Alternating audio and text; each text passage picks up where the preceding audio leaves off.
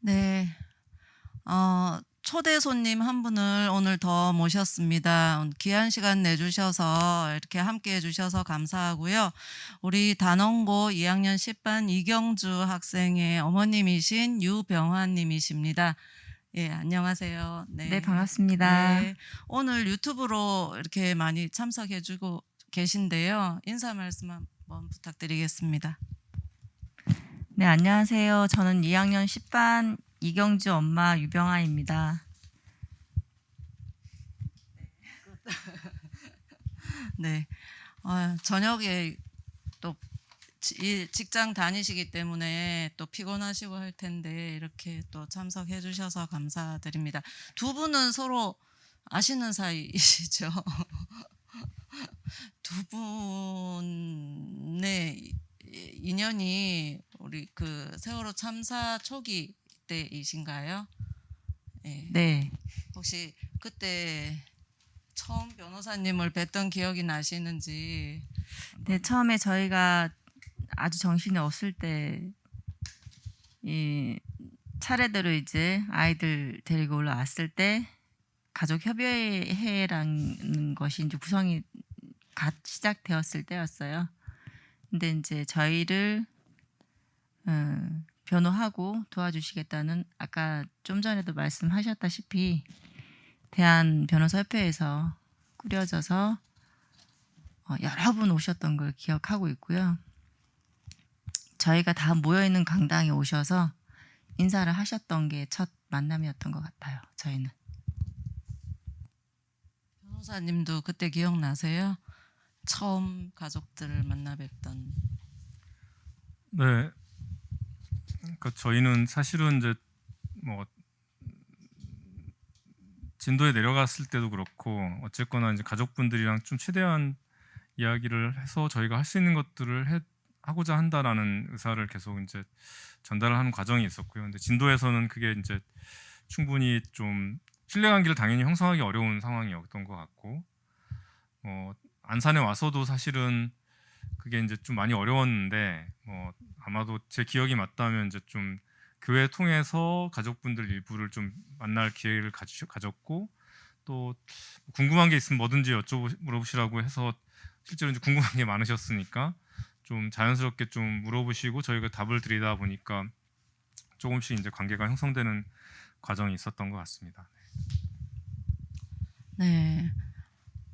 그래도 우리 변호사님이 그 당시에 어머님을 제일 기억에 남으셨던 것 같아요. 오늘 이렇게 초대를 해주셨고요. 아까 강의하실 때도 말씀하셨는데 또 변호사님이 보기에는 되게 이렇게 마음이 여려 보이시는데 그러시지 않은가 봐요. 책상도 치시고 하셨다는 거 보니 그때 또 어머님이 또 등 두드려 주신 어머님 맞으신 거죠? 아까 말씀하신. 네, 그렇게 또 그때 변호사님을 위로도 해주셨고 그랬었던 것 같습니다. 혹시 그 당시에 뭐 이렇게 기억이 나시는 일들이 더 있을까요? 네, 저 변호사님 전화를 받고 예전이 아니지, 지금 한 7년 전이죠. 그 당시를 기억을 좀 더듬어 봤어요. 근데 딱 한 가지가 떠오르는 장면이 있었는데, 아까 좀 전에 변호사님 말씀을 딱 하시는 거예요. 그래서 이게 갑자기 아까 좀 전에 뒤에서 듣고 있는데, 같이 전쟁을 치른 전우회 같은 그런, 네, 네, 그런 뭐가 통했다 이런 생각이 들더라고요. 네, 그 당시 특별법 관련해서 저희 가족들이랑 함께 들어가셨었는데, 정말 그 당시에는 이성을 잃지 않으려고 노력했었던 사람 중에 한 사람으로서 밖에 나왔을 때 정말 우리 변호사님이 유가족인 것 같았고, 제가 옆에서 서포트해주는 사람인 것 같은 그런 상황이 좀 벌어진 것 같았었어요. 그때 그 당시 볼 때 그냥 보기에는 우리 변호사님 옆집 아저씨 같고 이게 푸근하잖아요. 근데 속으로는 이게 의리, 그 정의에 불타시는 그런 면들이 있으시고요. 제가 본 바로는.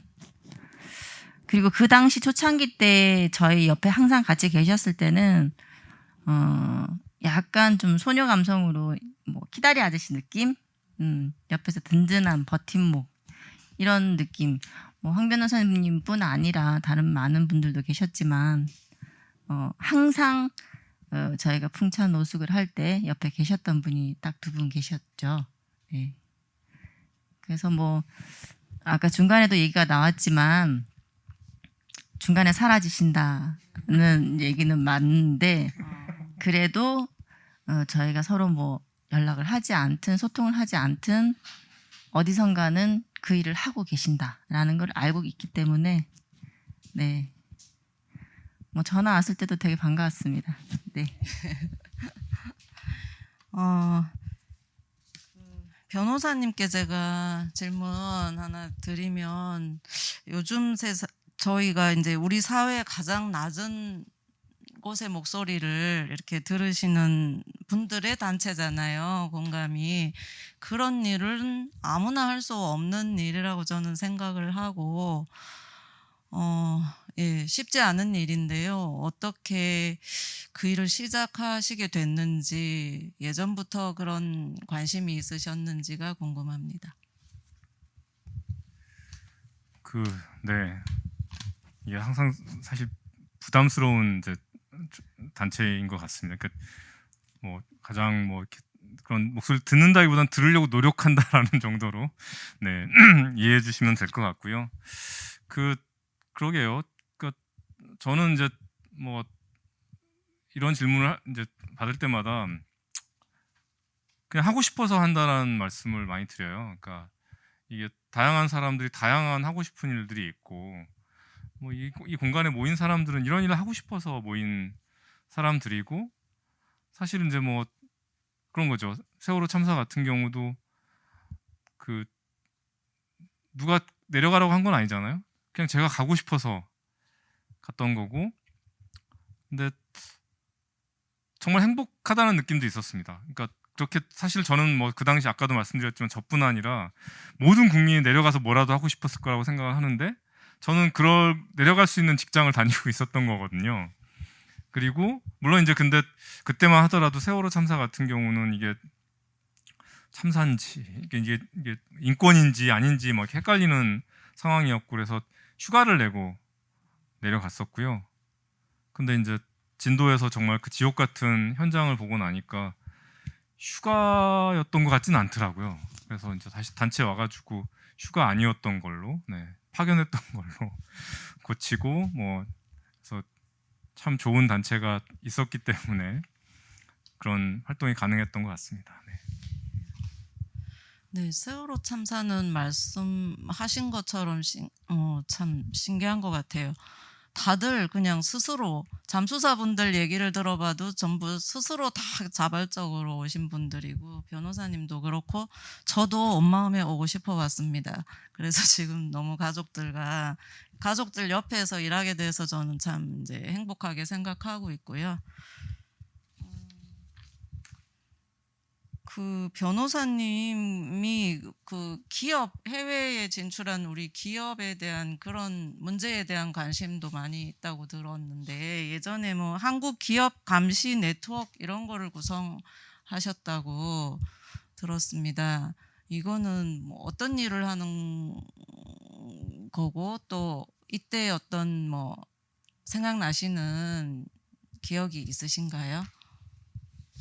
그러니까 사실은 이게 또 해외 진출한 한국 기업 중에서 현지에서 이제 인권 침해를 하는 기업들을 감시하는 이제 그런 네트워크인데요. 다양한 이제 단체들이랑 학자분들이랑 활동가분들이랑 이제 실무가분들이 같이 결합을 해서 활동을 하고 있습니다.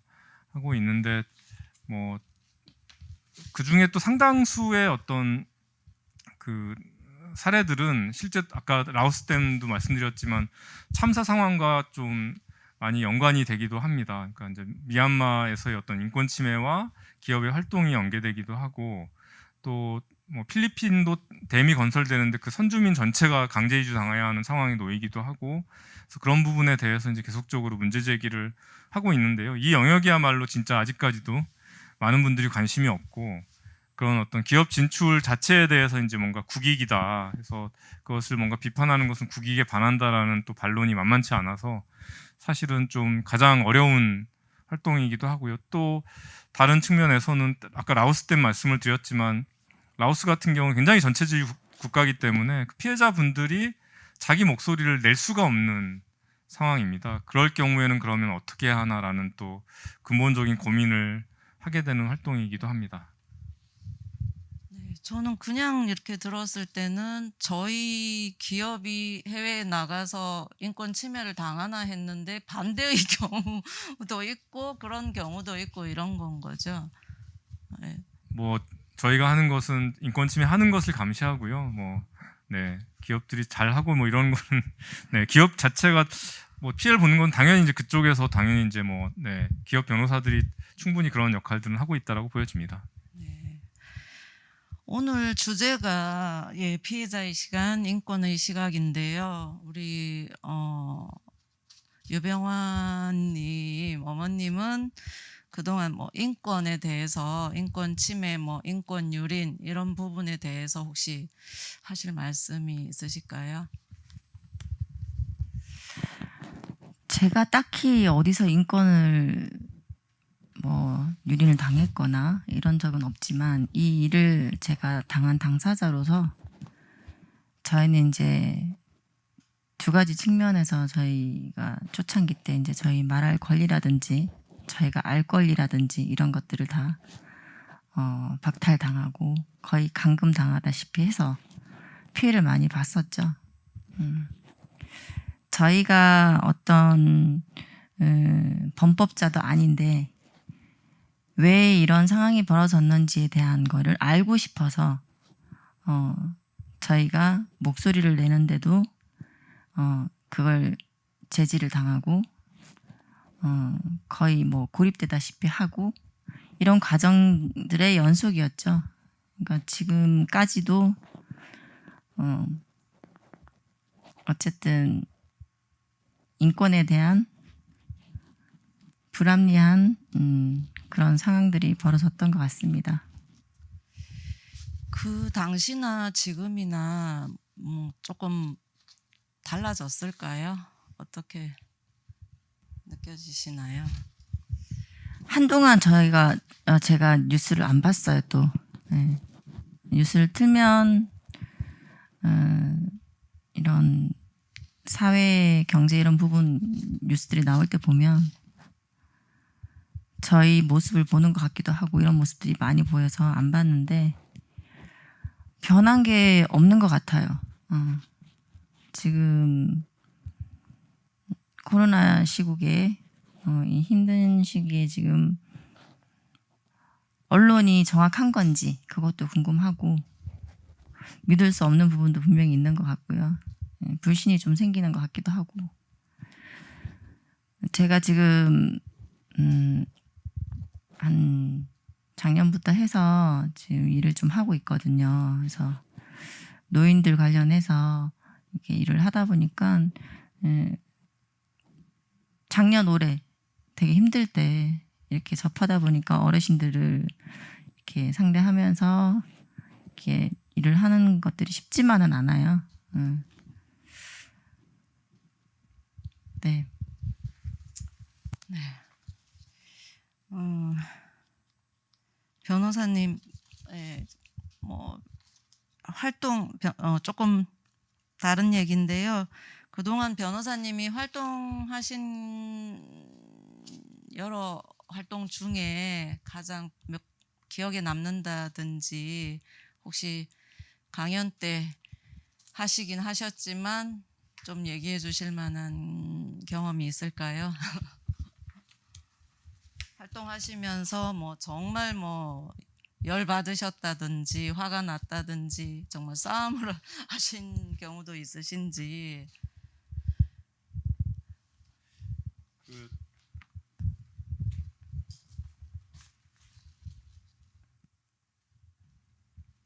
근데 뭐 피해 가족분들도 마찬가지지만 같이 일하는 분, 곁에 있는 분들도 뭔가 계속 몸과 마음의 건강 이런 것들을 유지할 수 있는 시스템 같은 경우도 굉장히 중요한 것 같습니다. 그러니까 보면 그때 주로 이제 상근을 주로 많이 그러니까 이제 계속 가족분들 곁에 있었던 변호사 한 3명 정도 있었는데 그 중에 한 분은 좀 굉장히 많이 힘드셨던 것 같고요. 한 분은 좀 괜찮았던 것 같고 저도 사실은 조금은 안 좋았던 경험이 있습니다. 그러니까 그래서 근데 이제 그게 저는 나름대로 거리를 잘 유지하면서 잘 해오고 있다라고 생각했는데 이제 어느 순간 이제 그게 좀 아니라는 것이 깨닫게 되더라고요. 그래서 그런 부분, 그러니까 뭔가 활동에 대한 뭐 말씀보다는 좀 아까 못다한 말씀을 하나 더 드리면 그래서 심지어 이제 그런 경험이 있었어요. 그러니까 제가 원래 이제 영화나 이런 걸 보고 슬픈 영화 보면 굉장히 잘 울고 이러는데 이제 세월호 순간 그게 이제 아마 특별법 제정 직후인가 그랬을 거예요. 아무튼 그때는 있어서는 안 되는 상황이 모두 슬퍼지는 거예요. 근데 세월호 관련해서는 모든 게 있어서는 안 되는 상황인 거잖아요. 가족들이 모여서 밥 먹는 것도 있어서는 안 되는 상황인 거고 가족들이 모여서 회의하는 상황도 있어서는 안 되는 상황인 거예요. 참사가 없었으면 그런 상황이 벌어지지 않았을 거기 때문에. 그래서 오히려 이제 가족분들은 뭐 일단 겉으로는 멀쩡해 보이시는데 저만 계속 이제 눈물이 조절이 안 되더라고요. 그래서 이제 그게 좀 극단적인 형태로 드러난 게 한 번은 그때 이제 뭐 인터넷상으로 가족들을 이제 뭔가 이렇게 명예훼손하고 한 이제 이런 가해자분이 그 부모님이랑 아마 같이 찾아왔나 그랬을 거예요. 그래서 저희 이제 가족 협의회 대표분이랑 그 가해자 측이랑 만난다라고 해서 또 혹시 또 가족 대표분께서 좀 이렇게 흥분하셔서 뭔가 불상사가 일어날까봐 제가 배석하겠다. 그래서 이제 동석을 했는데 어느 순간 가해자와 피해자는 멀쩡한데 가운데 앉아 있는 변호사가 울고 있는 거예요. 그래서 근데 이제 왜냐하면 딱 뭔가 이렇게 이런 딱 어떤 감정의 포인트가 있는 거죠. 이 가해자 측에 대해서 제가 가족분들이 모르는 정보를 알고 있었거든요. 그러니까 굉장히 잘 나가는 비싼 펌에서 충분히 자문을 받고 와가지고 이제 이 사과하는 행위를 하고 있는 상황을 알고 있었고 그렇기 때문에 가족분들은 뭐 어디 변호사 로펌 이런 거 함부로 얘기조차 뭐 꺼내기만 해도 또 누가 뭐라고 하고 이런 오히려 더 위축되어 있는데 가해자는 당당하게 비싼 변호사 사가지고 아무튼 그럴듯한 아주 세련된 조언을 받고 와가지고 이제 사과의 어떤 퍼포먼스를 하고 있는 상황 자체가 너무나 분노스러우니까 이제 이제 했던 경험이 있었고 그러고 나서 이제 이건 좀 아니다. 네, 그래서 이제 바로 병원에 가서 네. 약타 먹고 막 이랬던 기억이 있는데요. 그러니까 사실은 아무리 뭔가 이렇게 강한 사람도 아무리 뭔가 이렇게 거리를 두는 사람도 항상 그런 부분들이 점검될 필요가 있는 것 같고 네, 앞으로는 좀 더 이제 사회적으로 함께하는 사람들에 대한 관심도 조금은 더 넓어졌으면 좋겠다라는 생각을 네, 갖고 있습니다. 네. 네, 저희도 뭐 그런 말씀 이제 또 전문가들이 많이 하셔서 또 저희 센터에서도 그런 뭐 프로그램이나 준비를 많이 이제 하려고 하고 있습니다. 어머님은 또 뭐 예전에 변호사님하고의 일 중에 또 새롭게 기억나는 부분이 없으신지요? 두 분이 오랜만에 만나셨으니까. 너무 오랜만에 만나가지고요. 좀 이제 낯설어요. 변호사님이 정말 이 속으로는 정의로 진짜 단단하게 뭉쳐지신 것 같아요. 보기는 그런데 안 그러시거든요. 어머님 얘기하셨지. 뭐 좋게 말씀하면 그렇지만 그냥 다혈질인 거죠.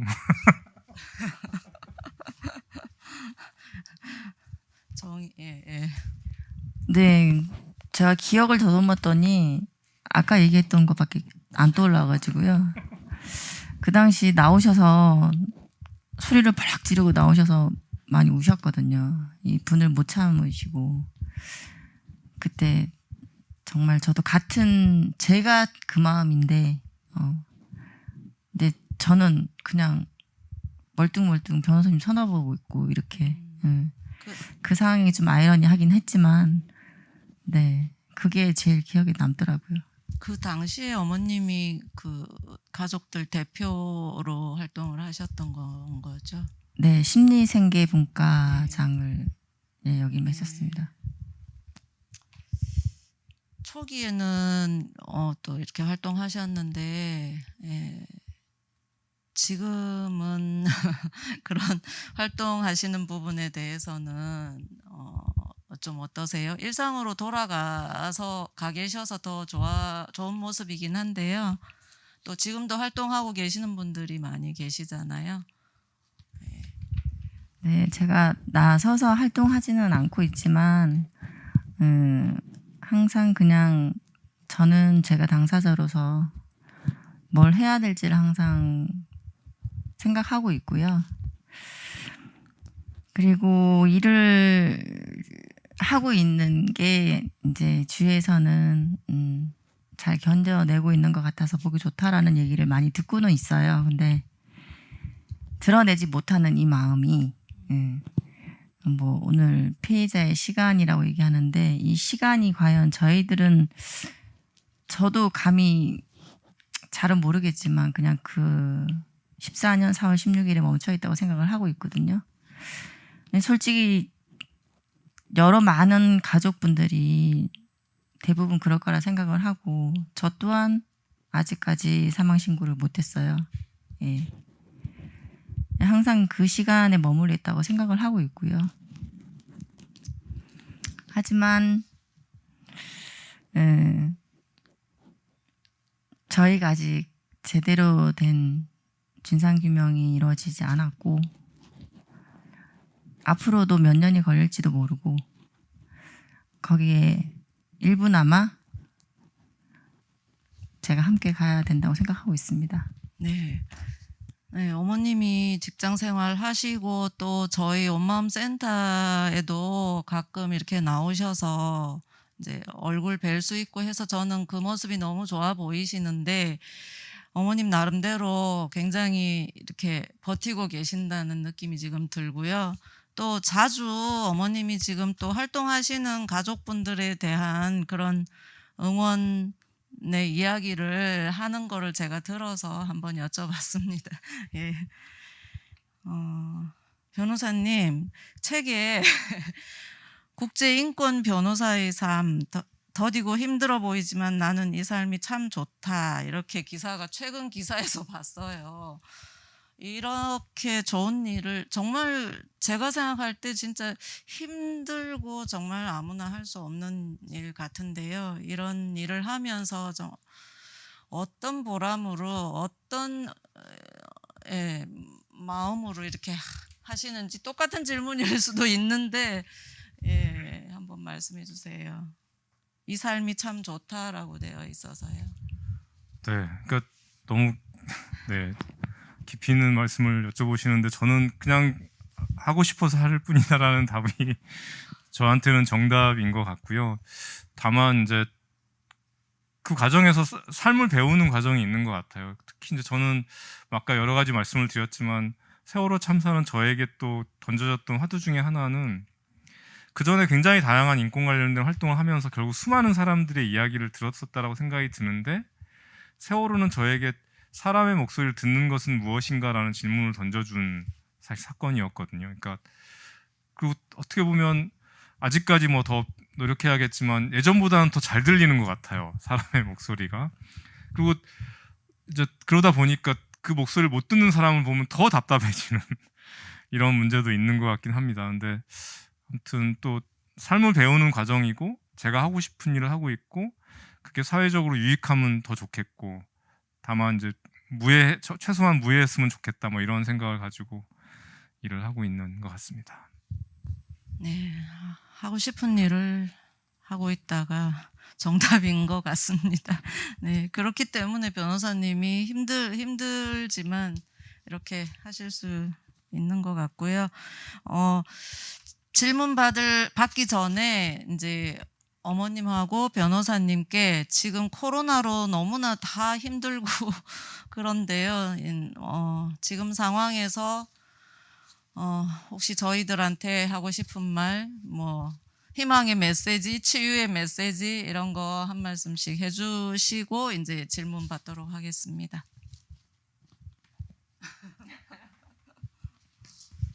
네, 제가 먼저 할게요. 네. 네, 변호사님 너무 쑥스러워하셔가지고. 제가 일을 시작하면서 코로나 사태가 좀 심각해지는 단계들이 점차적으로 올라가다 내려가다 이렇게 오르막내리 막 했는데요. 그 상황 속에서도 어쨌든 저희 국민들이 또 이렇게 앞장서 주시는 분들도 계셨고 저희 국민들이 잘 따라주신 부분도 없지 않아 있었고 그래서 그나마 잘 버텨왔다고 생각은 하는데 요즘 최근 들어서는 정말 이게 좀 되게 좀 피로도가 되게 많이 올라오는 것 같아요. 이게 저뿐 아니라 모든 국민들이 아마 다 그럴 거라 생각이 들고요. 그래도 끝까지 끈을 놓지 않고 저희가 좀 더 철저하게 잘 지켜서 정말 마스크 벗고 편하게 대화할 수 있는 그날이 하루빨리 오기를 함께 노력하길 바랍니다. 네, 감사합니다. 변호사님. 예, 두 가지인데요. 하나는 사실은 바뀌어야 할 게 너무 많은 것 같아요. 그러니까 그 재난 참사 상황 어떻게 보면 뭐 세월호도 참사지만 코로나19도 참사고 그랬을 때 본인의 책임 없이 혹은 뭐 가해자가 있건 없건 본인의 책임 없이 어떤 피해가 있을 때 그것을 국가가 사회가 어떻게 책임져야 하는가라는 질문에 대해서 아직도 정부나 국가는 답하고 있지 않다라고 생각이 들고요. 그래서 코로나19는 답을 해야만 하는 상황이고 그걸 답하지 않으면 정말 더 이상 뭔가 이렇게 극복 못할 어떤 그런 위기가 올 거라는 생각이 있어서 저는 거기에 어떤 이해관계가 있건 없건 모든 분들이 그것에 대해서 한 목소리를 자기 목소리를 낼 수 있어야 한다. 뭐 이렇게 분노로 표출되건 불신으로 표출되건 저는 그런 어떤 사회가 재난 상황에서 어떠해야 하는가에 대한 어떤 굉장히 개인과 관련된 것이건 사소한 것이건 큰 것이건 다 얘기할 수 있어야 한다는 생각이 있고요. 그 과정이 오히려 저는 좀 코로나19를 같이 극복하는 과정이지 않겠냐라는 생각이 기본적으로 있습니다. 두 번째는 뭐 모든 분들한테 해당되는 건 아니겠지만 뭐 어떤 식으로든 또 기회가 주어지는 측면이 있는 것 같아요. 그러니까 그게 뭐 업종에 따라서는 실제로 더 뭐 잘 되는 업종도 있을 수 있고 또 온라인의 어떤 활성화라는 것이 가져오는 또 여러 가지 기회가 분명히 있는 것 같습니다. 그랬을 때 본인과 그 기회와 관련이 있을 때는 좀 잘 활용을 했으면 좋겠다. 이제 저 같은 경우도 사실은 온라인 회의가 굉장히 활성화되면서 원래 관심이 많았던 외국 변호사들과의 교류가 너무나 활성화돼서 사실은 예전보다 더 일이 많아지긴 했지만 또 더 하고 싶은 일을 더 많이 하고 있는 이런 상황이기도 합니다. 이상입니다. 네. 네, 지금 힘들어 하시는 분들이 많이 계신데 더 힘들지 않았으면 좋겠고요.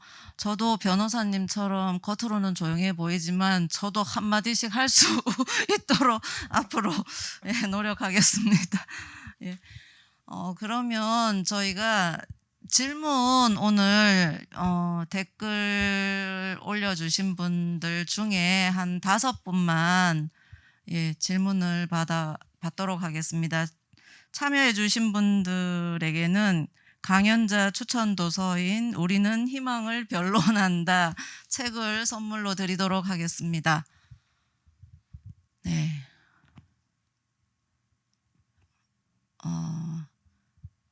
양정순님께서 질문해 주셨는데요. 일에 슬럼프가 오면 어떻게 극복하시는지 궁금합니다. 어머님도 슬럼프가 올 때가 있으실 테고 변호사님도 두 분 다 대답해 주시면. 변호사님께 질문했습니다. 그래요? 변호사님께 질문하셨구나. 변호사님부터. 네, 뭐 뻔한 답변밖에 못 드릴 것 같은데요. 그러니까 당연히 내가 왜 이 일을 하고 있는지에 대한 질문을 다시 한번 던져보는 것으로부터 출발할 것 같습니다. 그리고 사실은 그 일을 하면서 일에도 치이지만 사람에도 치이고 뭐 아무튼 일의 끝이 안 보이고 이런 과정들이 있는데 그걸 미리 알면 괜찮은 것 같아요. 그러니까 사람한테는 치일 수밖에 없고 일에는 끝이 없을 수밖에 없다라는 것을 미리 알고 시작하면 되지 않는가. 그래서 저는 항상 충분히 불신해야 신뢰가 싹 튼다라는 생각을 가지고 있고요. 또 끝이 없기 때문에 끝까지 갈 수 있다는 생각을 가지고 있습니다. 예, 너무 좋은 말씀. 죄송합니다. 말장난. 아닙니다. 예. 우리 그러면 변호사님께 질문하신 거니까 넘어가고요. 어머님께 질문하신 분 말씀드리겠습니다. 경주 어머님 요새는 뭐하고 지내시는지요? 건강은 어떠신지 궁금해하시는 분 계십니다. KD 최이신 분. 제 열정 팬이신 것 같습니다. 모르겠습니다. 저도 누군지. 네, 건강은 많이 안 좋아진 상태고요. 보시다시피 많이 부었습니다. 예, 좀 안 좋지만 그래도 열심히 견뎌내려고 하고 있고요. 예전부터 하던 일을 지금 다시 하고 있고요. 사회복지사 일을 하고 있습니다. 예, 노인 돌봄 관련해서 사회복지사 일을 하고 있습니다.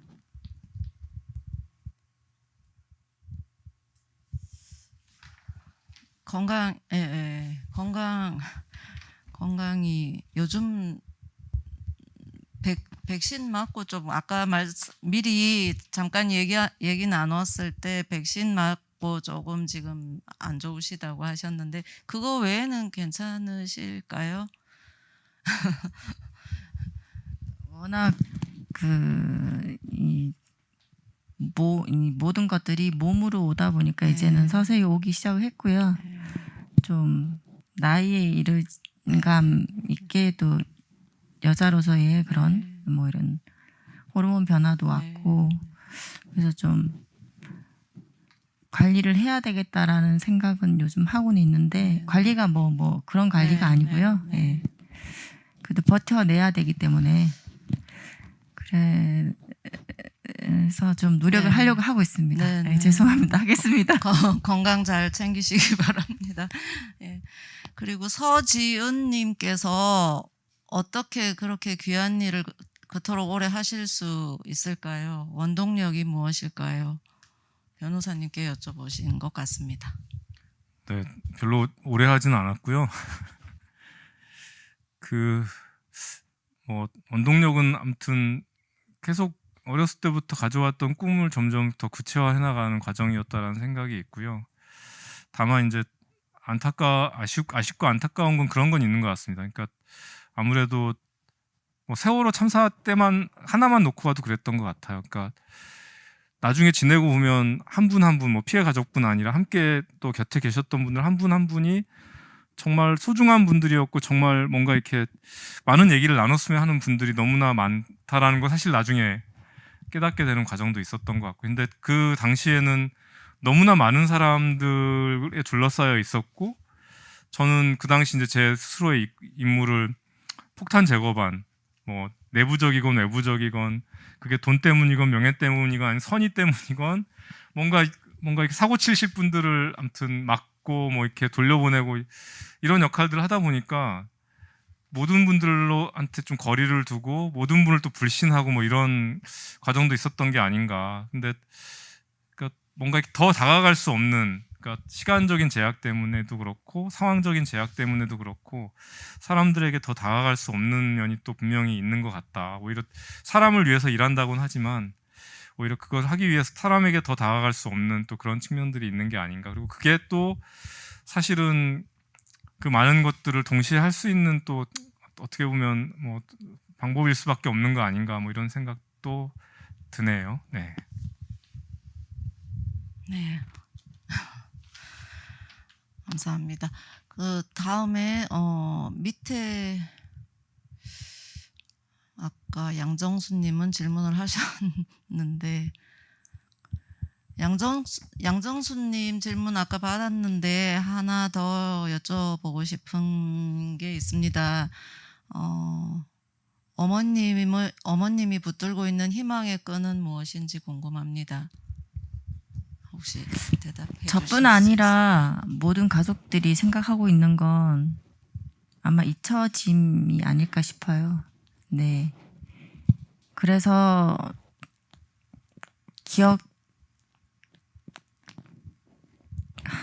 네. 예, 잊혀지면 제가 살아갈 힘이 있을까요? 의미가 있을까요? 이런 생각이 듭니다. 네, 저희는 잊지 않고 끝까지 함께 하겠습니다. 또 조영재님, 법지식을 가진 활동을 하시는 분 입장에서 세월호 활동가들에게 바라는 모습이 있다면 말씀해 주시고 어떻게 하면 해결을 할 수 있을까요? 어떤 해결을? 질문이 정확히 세월호 활동가에게 혹시 바라는 모습이 있으시면 혹시 한 말씀 해주실 수 있을까요? 네, 아니 저도 세월호 활동가라고 생각을 하는데, 네, 세월호 활동가 이렇게 바라고 싶 모습을 듣고 싶습니다. 네, 활동가 분들이 상당히 많으시더라고요. 전국적으로 저도 최근에 알게 됐는데요. 뭐 방금 말씀하셨지만 그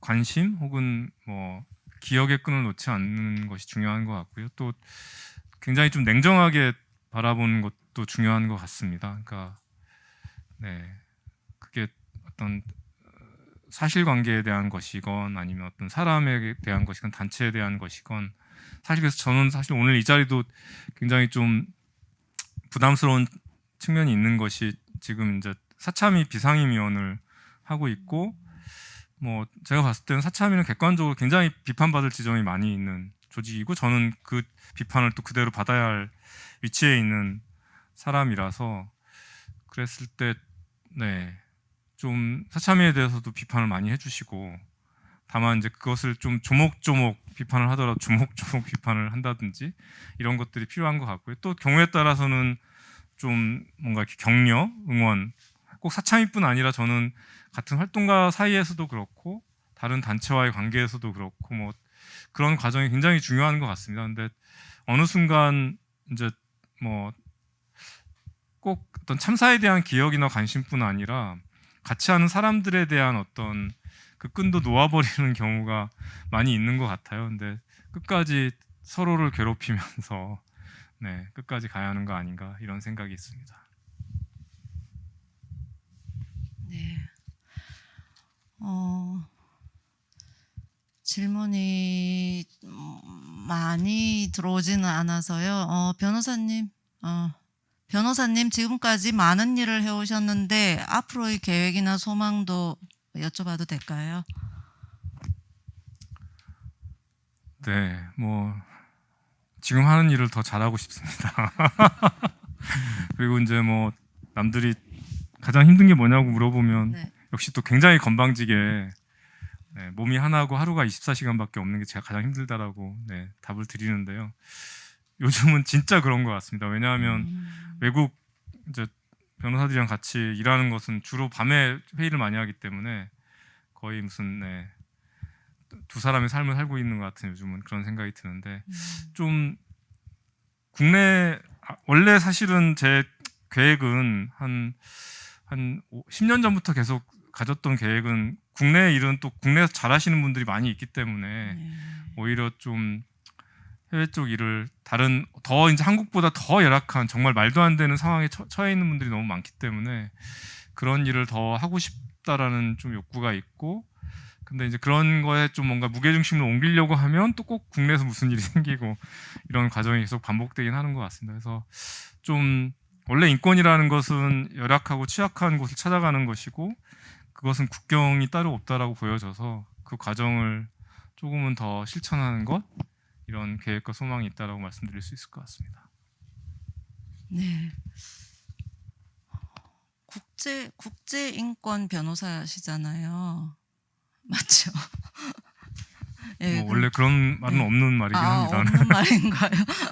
예, 국제 인권 하니까 굉장히 어려운 것 같은데, 예, 그쪽에 관심을 가지신 게 저는 참 이렇게 예, 대단하다는 생각도 들고요. 이건 엉뚱한 질문인데요. 공감 그 단체에서 시민들이 오로지 이제 후원하시는 후원비로 운영된다고 하셨는데, 그 운영이 잘 되시는지가 궁금해요. 개인적으로. 아, 네. 예. 홍보할 기회를 주셔서 감사합니다. 네. 그래도 정말 많은 분들이 같이 하고 계셔서 네, 잘 운영이 되고 있고요. 네. 앞으로도 또 관심 뭐 꼭 재정적인 관심뿐 아니라 저희 활동에 대해서 공감의 활동에 대해서도 사실은 참사 뭐 이제 제가 말씀드린 영역 외에도 굉장히 중요한 뭐 직장갑질 119라든지 굉장히 중요한 영역에서 많은 활동들을 구성원들이 하고 계셔서 관심을 많이 가져주시면 좋을 것 같습니다. 감사합니다. 네네. 제가 공감 단체에 대해서 이제 마지막으로 홍보할 기회를 드린 거고요. 변호사님들이 많이 계시죠? 예. 예, 지금 한 10명 정도가 같이 일하고 있습니다. 다양한 분야에서 네, 일을 하고 있습니다. 네네. 훌륭하신 분들이 꼭 앞으로도 좋은 일을 많이 해주시기를 바라겠습니다. 네. 지금 이제 마칠 시간이 다 돼 가는데요. 마지막으로 오늘 이제 이렇게 귀한 시간 내주셨는데, 어머님, 변호사님, 마지막 마무리 말씀 듣고 마치도록 하겠습니다. 제가 먼저 말씀드리면 아까 이제 첫 그 소개해드렸던 글이 김혜란 작가 글이었는데요. 사실 그걸 계기로 해서 김혜란 작가의 소설을 다 읽었습니다. 근데 되게 느낌이 좋았던 것은 모르겠습니다. 작가의 의도가 그런 건지 제가 그냥 주관적으로 해석한 건지 모르겠지만 굉장히 안 좋은 상황들 얘기가 많이 나와요. 근데 그 허황된 희망을 또 이렇게 얘기하지도 않고 그렇다고 해서 뭔가 이렇게 절망을 얘기하지도 않고 있는 사실 그대로, 있는 현실 그대로를 드러내 보이면서 뭔가 드러낸 현실에서 그냥 희망이 보이는 듯한 느낌을 가지는 소설을 쓰고 계시더라고요. 적어도 후기에 있어서는. 우리의 어떤 삶도 그런 게 아닐까 싶어요. 뭔가 막 거창한 희망을 가진다거나 아니면 막 이렇게 절망하기보다는 현실을 그대로 직시하면서 그냥 그 직시하는 것 자체가 희망이 될 수 있는 이런 과정이 되었으면 좋겠다는 생각이고요. 오늘 함께 해주신 모든 분들이 다양한 공간에서 또 다양한 일을 함께 해나가실 수 있으면 좋겠다라는 말씀을 드립니다. 감사합니다.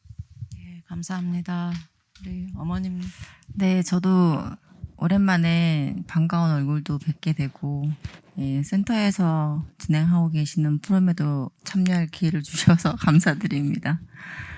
네, 어쨌든 피해자의 시간은 멈춰 있지만 사람이지 아닌 건 아니거든요. 이게 인간이기 때문에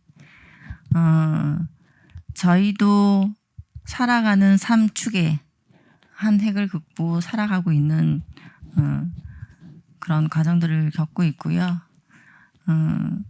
어쨌든 어려운 시국에 이렇게 비대면으로 여러분들 만날 수 있어서 반가웠습니다.